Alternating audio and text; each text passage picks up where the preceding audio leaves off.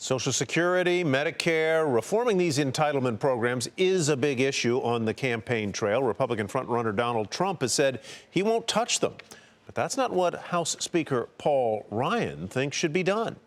John Harwood spoke to Mr. Ryan exclusively. If we do not prevent Medicare from going bankrupt, it will go bankrupt, and that will be bad for everybody. We have to tackle our debt crisis. We have to tackle the drivers of our debt, upcoming debt.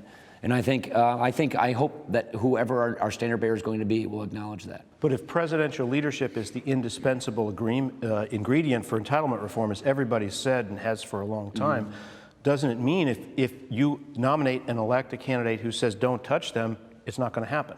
Well, I'd like to think that he will see what is going on with these programs. He says don't touch anybody's benefits. I disagree with that. I think for younger people like myself, they're not going to be there for my generation when we retire. You have to change these benefits to prevent them from going bankruptcy. But Donald Trump is running against candidates in the Republican primary who agree with you on entitlement reform and beating them. Yeah, well, I think he's beating them for lots of reasons. Do we have a debt crisis coming in America? Yes, we do. Should we do something to prevent that from happening? Yes, we should.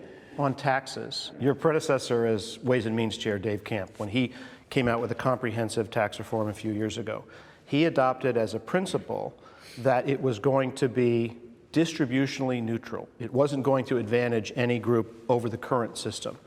Is that still a principle that you think is appropriate for? Yeah. So I do not like the idea of buying into these distributional tables of what you're talking about is what we call static distribution. It's a ridiculous notion. What it presumes is life in the economy is some fixed pie, and it's not going to change, and it's really up to government to redistribute the slices more equitably. That is not how the world works. That's not how life works. And you're not worried you can that shrink or expand the economy.